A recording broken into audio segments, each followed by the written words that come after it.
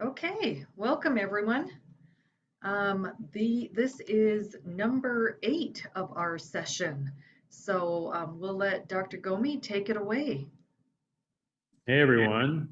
Hope you're having a good day so far. It's time is flying. We're already halfway through February and we're already most of the way through the series. So it's funny when we start these things, I think to myself, man, we have such a big curriculum, so much information to cover, and certainly do, but time's flying. So please jump in with any questions. Anything you think of along the way, please just jump right in. You can just in the chat or unmute yourself.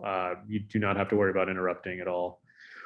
And so today we're focusing on assessing the role and needs of caregivers, or now the cool thing is care partners. So I'm gonna update that.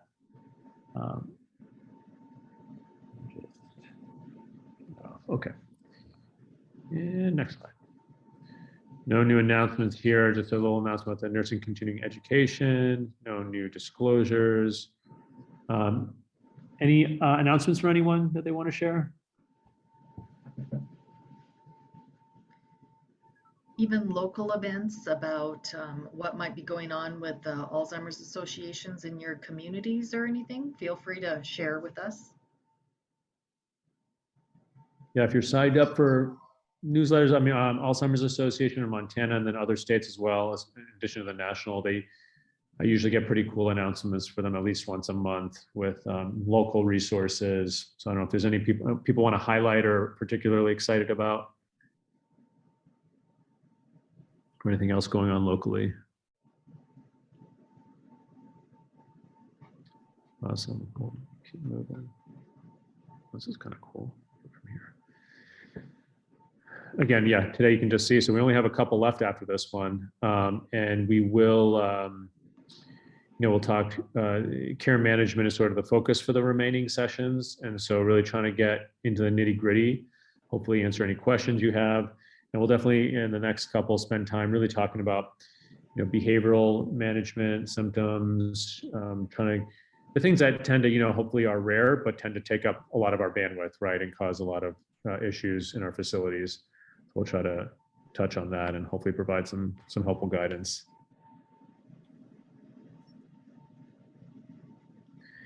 And so here we go.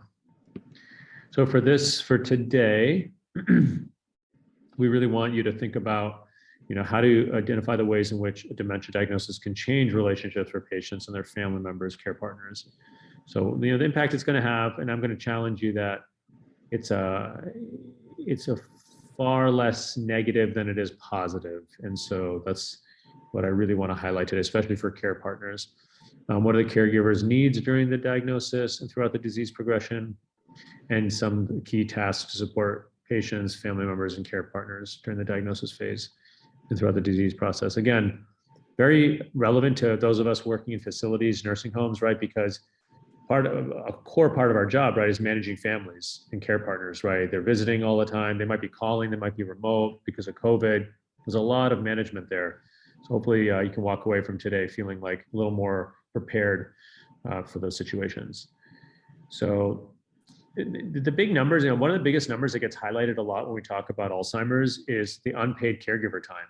It's a huge, huge number. I mean, when you think about the vast majority of caregiving done for the people with dementia is unpaid by, family members, close relatives, things like that. So 18.6 billion hours of care valued at $244 billion are provided by informal caregivers annually. I mean, just think about that. More than 16 million Americans provide unpaid care for persons with dementia. So it's a pretty staggering number, right? And that's one of the biggest issues we face today. And so providing support for those caregivers is central to caring for Alzheimer's. There is no such thing as, right, just only caring for the patient. Someone else is always affected. Over half are providing assistance to a parent or in-law with dementia, 12% to a spouse, about 30% are age 65 or older. Most, 66%, live with the person with dementia in the community. So that's a huge number. And you can imagine, the challenges that presents. 25% are caring for both a parent and children under 18, which is just amazing. And then 66% are women, and over 1/3 are daughters. a dementia specialist I know likes to say when a family will ask, hey, what's the best thing I can do to prolong my cognition and my life expectancy? And this doctor's response is, she says, you should have a daughter.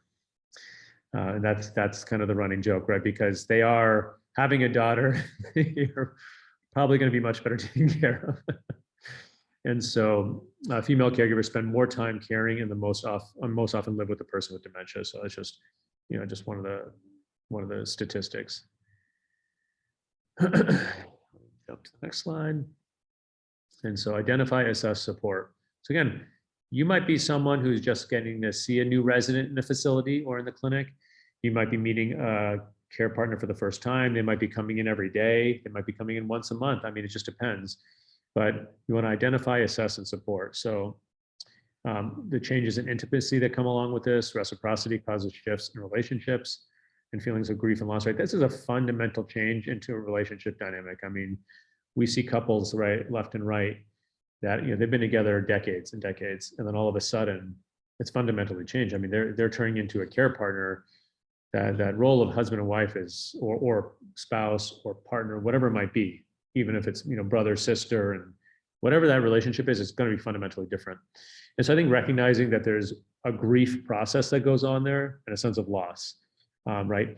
So in a lot of ways, people sometimes I find are surprised when the grief process after someone passes away, some of that happens actually while they're alive, right? Because something's changed. And so that's happening in real time. Again, it's not just, once they've passed. So just keeping that in mind. Higher levels of burden and emotional stress in caregivers of persons with dementia compared to those without dementia, of course, right? I mean, think about caring for someone with dementia. I mean, in a lot of ways, it's harder than taking care of kids, right? Because a lot of times it's physical mobility issues. They have the ability to get themselves into sometimes a lot more trouble, right? They might go down to the bank and withdraw all the money, and no one's going to stop them, up front, or there's all kinds of other things that can happen. So really just keeping in mind for caregivers. And that's why a lot of families are taking advantage of facilities. So you're one of the staff at a facility, you're in a privileged position that you're really helping out that family. Simultaneously, there are feelings of reward. So family togetherness, satisfaction, helping, purpose, and meaning. And only 13% of caregivers were asked what they needed by a doctor, nurse, or social worker. No surprise, right? I mean, we're so focused and trained on paying attention to the patient. But just remind yourself that the patient's the caregiver as well, that they are also our patient. So it's really not just the person suffering from dementia directly, biologically. And again, really focus on the feelings of reward, family togetherness. The more we support the caregiver, boy, the impact is huge. Reducing caregiver burnout, helping the patient be healthier. Really can't overstate how impactful it is to focus on the care partner and their support. So when there's a diagnosis of dementia is not given to just one person. It's given to a spouse, a partner, a child, the extended family, and friends. It is important to remember that every time a diagnosis is made, it is life-changing. Absolutely true. I'd give the caveat that diagnoses should be made. When it's appropriate, they should be. Most people with dementia don't have the diagnosis. So that's something we've talked about previously. And then once it's made, it's incredibly important to really help motivate and move forward along that care spectrum. So for example, one thing I do right up front, I'm pretty aggressive about pushing those care partners to bring in help, to bring in support. And with the diagnosis, insurance kicks in, resources kick in that support them to do that financially, and through other resources, right? Through connections, through contacts. And so very important. So I'll push people much earlier than they think. And oh no, I got it. It's okay. I'm pretty pushy when it comes to that, because I've never had anyone regret it. Let me put it that way. No one's ever come to me a year later and be like, oh, I wish I didn't have that person come in and help out. No one's ever told me that. But boy, have people told me, God, I wish I got that sooner. So just keep in mind, it's very impactful, and it's an opportunity once you give that diagnosis to jump into action. Dementia changes relationships, physiological and relational. So affects those who care for and care about the person. Relationship histories affect the adjustment and coping big time, right? Man, dementia doesn't ask us when it's a good time. It might be showing up in the middle of hey, I haven't even talked to my brother in 10 years. And all of a sudden that sometimes brings the family back together. Sometimes it doesn't. Sometimes patients don't have that support. So being aware of those family dynamics is helpful, because I think I have a tendency to assume, oh, it's their brother or their wife. Oh no, everything is going to be totally smooth, but that history makes a big difference. Family experience is unique to a life cycle stage, and management of illness happens in the context of a network of relationships. So again, I really rely heavily on pushing everyone to think, who else can you ask for help? It doesn't have to be formal channels, it doesn't have to be a paid caregiver necessarily, but get friends and family, anyone else, right? Spread it out. Build that community. That's critical. When you bring in the community, things will be a lot better. Plus, those are all people that are going to want to spend some time with this person, right? They don't want to miss that opportunity. They want that opportunity, and giving an opening is huge. Now, of course, in facilities with COVID, with visitations limited, obviously it's challenging, but I think there have been openings and things are moving hopefully in a positive direction. We can encourage people to come pick them up, take them out, visit. But the more social interaction we're getting in facilities, the better for that patient. Less agitation, better sleep. I mean, everything across the board is going to be more positive. So being creative. So even if they have a primary caretaker that's far away, trying to be creative with who can be supportive. So crisis phase, key tasks. Often this may be the phase you're meeting somebody, whether it's in a clinic or they're in a more crisis coming to a facility and saying, I can't take care of them anymore. No, I got to get them placed. Oftentimes, unfortunately, that's the situation. So persons with dementia and family, they're learning how to cope with the symptoms, helping them learn how to cope. If they're coming to the facility, well, we got to learn how to cope, right? As a facility, we got to make sure it's coming in safe. They're coming in safely. They're not impacting as much as possible, the other residents, the other staff. It's safe. Establishing working relationships with the healthcare team. So we got to make sure that our staff at the facilities is working in concert with the family members. We're often have to sit there with them while they're grieving the loss of normal life. It's going to be an adjustment. Now they're coming to visit their family member, in a facility, or just having to look at them differently. And the acceptance that takes a long time. This is going to be a long, slow process in most cases. And so, helping the family pull together, and when that can happen, that's obviously ideal. Helping people come together and really rally to be supportive for everybody. Develop flexibility towards future goals, right? Like some of those goals are going to be different, and helping them, giving them a space, especially if we're providing the support, because we're now taking care of the family member for them. They have the space to kind of probably do some things that have probably been on the back burner for a long time, like maybe clean up their will, clean up their house, like, think about what they want, next steps to be. For the clinician, family is especially vulnerable at this stage. So, we provide the diagnosis, we give them as much information, but, we got to be patient. There's going to be some repetition. There's going to be some learning curves, how they're visiting, what kind of stuff they're doing. Sometimes things they might do when they're visiting might be unintentionally disruptive, right? Like maybe they're bringing in their favorite drink with a bunch of caffeine in it or something, totally messing them up. Like it's things that might be they're trying to do to be helpful and supportive, but it might be unintentionally, and we got to navigate that carefully. We want to obviously maintain a safe environment in our nursing homes, but and at home, but we got to also bring these things up. So healthcare professionals have enormous influence over family sense of competence.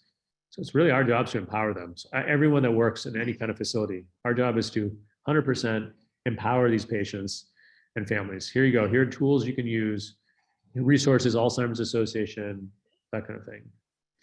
And diagnosis disclosure is a framing event. And I think what we really mean by this is it's a big thing, right? You're giving someone a diagnosis, but again, it's the way we frame it is just absolutely determines how it's taken and how it's processed. So looking at the strengths-based approach, approaching the family, hey, sorry, this is obviously not good news, but here are how things are going to go much more smoothly. We're going to have resources come in, there's treatment, there's care plans, and so on. And it really does, especially for facilities, it opens up a big toolkit so we know how to take care of these folks. And then now thinking about chronic phase versus crisis phase. So the chronic phase, right, persons with dementia in the family, they're coming to grips with the long-term changes. They're getting into a routine. They're on like a certain visitation schedule, calling on a certain schedule. They've kind of moved down that spectrum of acceptance. They're coping. They hopefully have support, maybe going to therapy, maybe going to groups. So a lot of these communities like Alzheimer's Association, they're very good at setting up groups, right? Caregiver groups, support groups. Those are critical. I think those are really important for everyone to give a try. It's not for everybody, but I think everyone should try them out. And so if you have family coming in and you feel like that would be helpful, again, we have those resources. You don't have to sit there necessarily and explain everything about dementia. They can go to groups and learn from their peers. And we're encouraging them to maintain some normal life. And figure out what life is now like with this new dynamic. For clinicians, for those of us working with these patients, we're helping them develop new priorities within a new normal. So how can they relate to this person? How can they be supportive? One of the biggest things that comes up is really, how do you help them not take things personally? That's probably maybe the single hardest thing. Is it's really upsetting when they forget their birthday, they forget something, a patient forgets, right, because of the dementia, or they're insistent that, oh, today's Tuesday. And again, helping, a lot of families need coaching gently to transition to not correcting and not taking it personally. It takes time. It's not a switch. It's very hard. It'll always hurt a little bit, but maybe just changing the subject, redirecting, not necessarily needing to be in that situation as dementia progresses. That's a really hard thing that we need to help families with, because they'll think they're doing the right thing by, hey, I'm going to correct this, I'm going to correct all the inaccuracies because I want them to be learning. But that's the thing, once we're at that mild to moderate stage, we're transitioning out of a learning kind of frame and really more supportive. So we want to help them maintain a sense of autonomy and mastery, which we're doing by virtue of taking care of their family members, in the facility. They're having that, but hopefully they're building some healthy habits at home. And normalize emotions of ambivalence and loss to reduce feelings of blame, shame, and guilt. Those are powerful emotions, and those are inevitable. And so, especially they might feel guilty that they're not taking care of their family member at home, using a facility, a nursing home. We want to normalize. I mean, that's the reality. They need help. Taking care of someone with dementia is not something you can do one person, especially when, in many cases, right, there's behavioral changes, there's a lot of challenges. So normalizing that and really helping reassure is a big step. Coping with ambiguous loss. So living with paradox, physically present, but psychologically absent. This is what we have to help family members so much with, right? Again, how do they set appropriate boundaries? It's ambiguous. So is this person in the family or out of the family? Should I include them or not? Those are things they're going to need help with guidance. Maybe they don't need to be included on certain financial or legal or certain things in a day-to-day manner where it might be too stressful for them. Maybe it's going to really trigger something. And because they have cognitive impairment, they can't process it as well. And it's going to cause, a big disruption. Caregivers miss and grieve the connection. And so again, this is a grieving process that we have to help them through. You're married, you're not married. Your parent will always be your parent, but you can feel like a daughter and a parent to them. You love them, but they may not know who you are. You want them to live as long as possible, but you wish for their pain and yours to end. These are the inevitable and endless, dialectics, if you will, in life. It's not just with dementia, right? But in normalizing this is key. Is that that's just the way it is. It's okay. So helping them learn how to live with ambiguity, learning to live with someone that you love. They can be both absent and present, and help retain a sense of control, equanimity. So it's hard. This one caregiver said, it's a paradox. Something is lost, but something is not lost. So I started to look for things that were still part of my mom. My mom still has a sense of humor, and I can still share a laugh with her. She still has an emotional part of her. So I zero in on that emotion of the event because it's on a level where she gets it. She may forget my name, but she knows who I am. So these are things we're going to deal with day to day. Caregiver self-assessment, a couple of links here. This is critical. We really need to be mindful of people who are helping out. even if the person's living with us now in a facility, does not mean that caregiver is doing well or not stressed. And so that's hopefully a big piece of it, but definitely not the case. So really checking in and using a questionnaire like this can really be helpful, because we all know that a caregiver can unintentionally be just as disruptive, sometimes more disruptive than the person living in the facility, right? And sometimes that's just a call for help and they need some support. So this kind of caregiver self-assessment question is really nice because it kind of goes through in a very nice, just formal way. During the past week, trouble keeping my mind on what I was doing, had back pain. So you're kind of getting a sense of, okay, physically, how they're doing, mentally, how they're doing, how difficult decision making, how much stress are they under, right? And then it kind of does a little scoring here. And so you can kind of get a little zero in on, oh, this is someone who's pretty stressed out and we need to help out.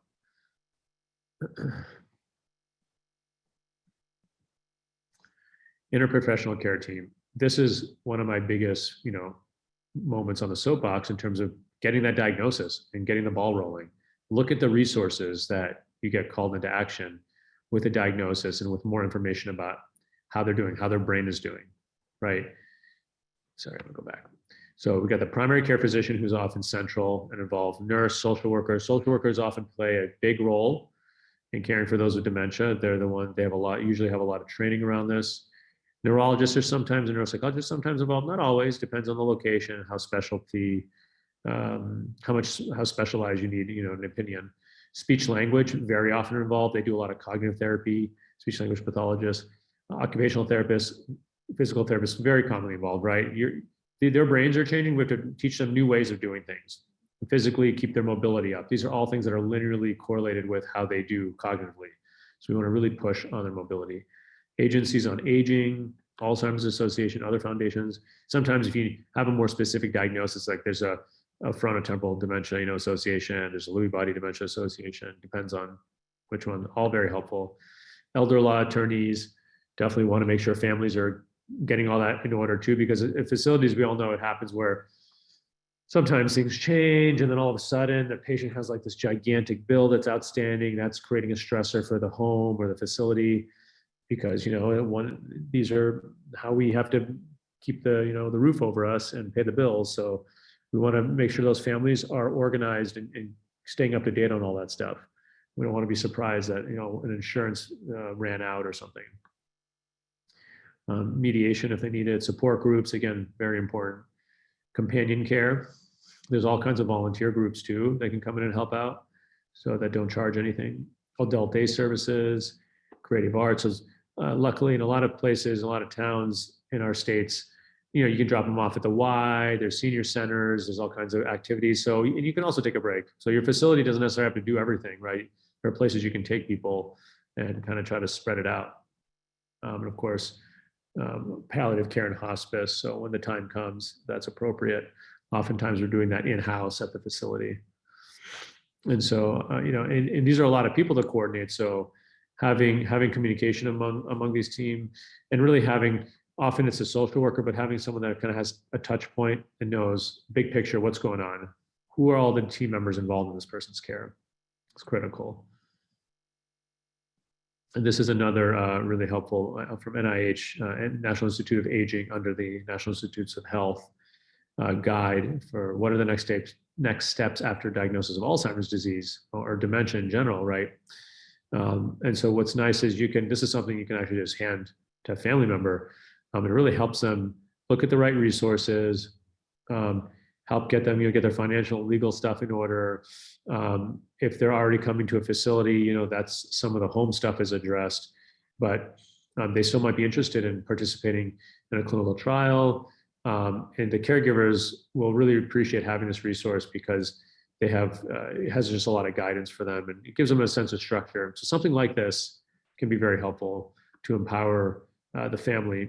And if you might be in assisted living, where they're living together still, perhaps, or maybe the patient is just in the early stages, and so they want to participate and do a lot of this reading. And so you want to really appropriately give them as much autonomy as possible. So no two people with dementia, no two families are alike in their needs for care and support. Maintaining or enhancing quality of life is the ultimate objective.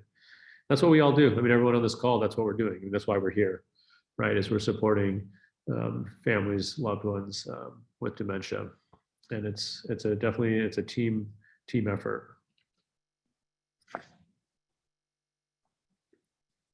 So checkout box for relevant resources. So again, these are a lot of things we can share. I mean, you kind of get the idea, but it's really nice to just have like a cheat sheet, whether it's on your computer or you have it sort of printed out. You have Alzheimer's Association. A lot of associations will send you some little brochures, to be able to hand out to patients. But just having this for quick access is really helpful. So community resources, huge. And you can use some of these national resources to find local ones near you. And then care management, of course, is really helpful also because, again, we're taking care of those caregivers, care partners. So even when the patient we think is tucked away and let's say they're well taken care of in our facility, we want to make sure the care partner is also taken care of because we want them to do well because their wellness is directly related to our patients. Any questions? Excuse me. This is Amber. I don't necessarily have any questions, but I did put a couple of those links in the chat box. And I did want to bring up the Wyoming. They have a great resource for patients or for families and caregivers where they learn about dementia and share what has helped different folks. And so they start off with a fairly consistent group, and then after people feel like they've gotten enough information and support, they kind of fade out of the group, and then somebody new takes their place, and it's just really a nice community over there in Wyoming. So.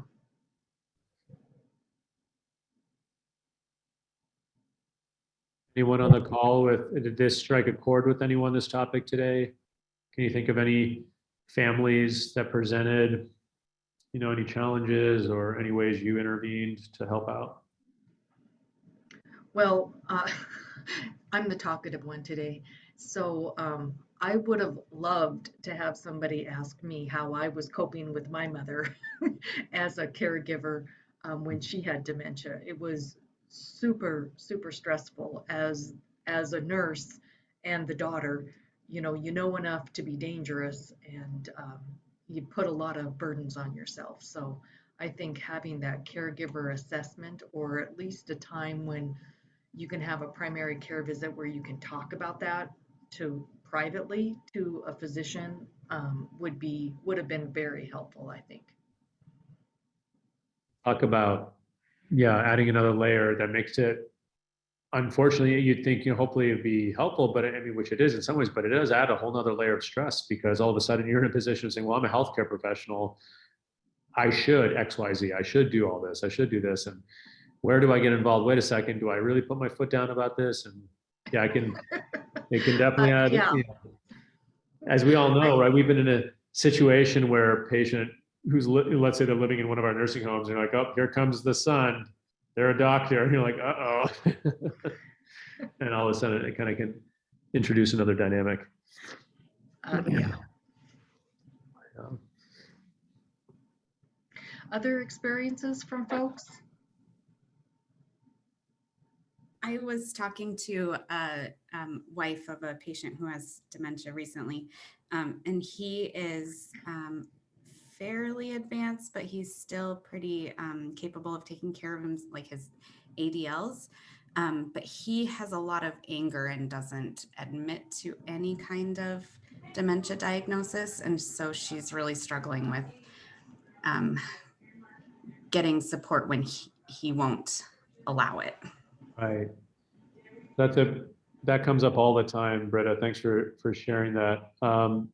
In those situations, what I like to do is if I can get face-to-face, obviously, sometimes it's hard. Sometimes I have to, my first appointment or two is with the care partner and the patient refuses to even come talk to me. And so if I can get them face-to-face or not, but I try to have the conversation of, hey, you know what? We're going to start some care support in the house. And guess what? They're not going to help. They're not even going to talk to you. They're not even going to help you. They're going to help the care partner. And so I frame it that, oh, they're just going to come, help out with housekeeping. Because a valid use in this situation. And so often I'll push for help to come in, and I reassure the, you know what, patient, you don't even talk to them, don't even look at them, and that'll ease in. And then as soon as, but generally what happens, as soon as the relationship's built, and you have someone, they're like, oh, it's kind of nice having someone to talk to, and then it can kind of move from there. But I do a lot of reassurance that they're not coming in to like put your underwear on for you. You know, they don't have to come into your personal space and you kind of have this shocking sensation. So that's just one bit of advice that sometimes can help. Thank you. But yeah, it comes up all the time. Reluctant for that. Anyone else? I have one more question on this same patient. Please. Finances are a major, they fight over finances quite a bit, and he is pretty protective of the finances, but can't manage them anymore. Do you have any suggestions? Yeah, is this someone you said that has been diagnosed officially? Yes, and the diagnosis was frontal lobe dementia. Okay. Yeah, so that can often, unfortunately, behaviorally be more challenging. And that's a situation where I often, as a provider, the primary care provider or myself, whoever it is, I often will provide a letter. And that's all you usually need for most financial institutions is they'll accept a letter and say, hey, this person has dementia, so it gives power to whoever appropriately needs it, whether it's a spouse. And that's a situation where you start to just shift. Sometimes, you don't necessarily have to ask permission or put it right in front of them because it can be upsetting. So you kind of start doing it behind the scenes with the appropriate support. And so I'll provide that letter, start moving things in that direction. Then I'll help when I'm talking to the patient. Hey, if it comes up, I will try to support and say, hey, we're gonna get some help. You don't have to worry about paying the bills or this kind of stuff anymore if it comes up. Otherwise, we try to kind of maybe be more redirecting and just not have them think about it. But that's often something we can just start to do. You don't have to go through like a necessarily full legal process. You can just get a provider letter and start that process. Thank you. I hope that's helpful. Yeah. Yes, definitely. Any other questions?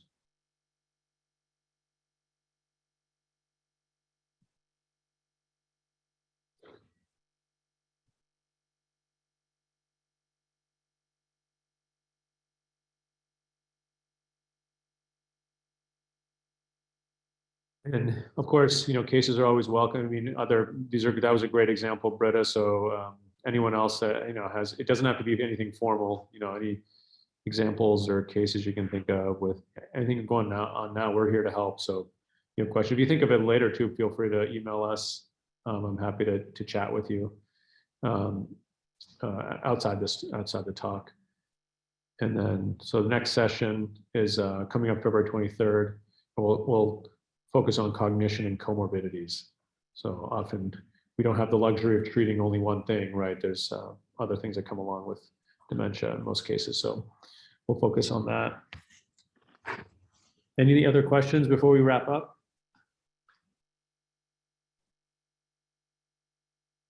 Well, thank you so much, Britta, for those questions. Again, reach out if you think of anything.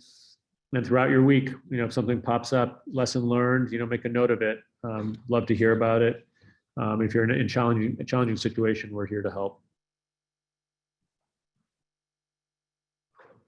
Great. Anything else, Amber? Okay. Nope, I don't have anything else. And we do really would love to have more cases. So feel free to just, even drop a quick little note to me and I can get that to Dr. Gomi. Yeah, absolutely. Okay. Well, Okay. enjoy the rest of your day. Awesome. Thank you, everyone. Okay. Thank you. Bye-bye. Okay. Bye-bye.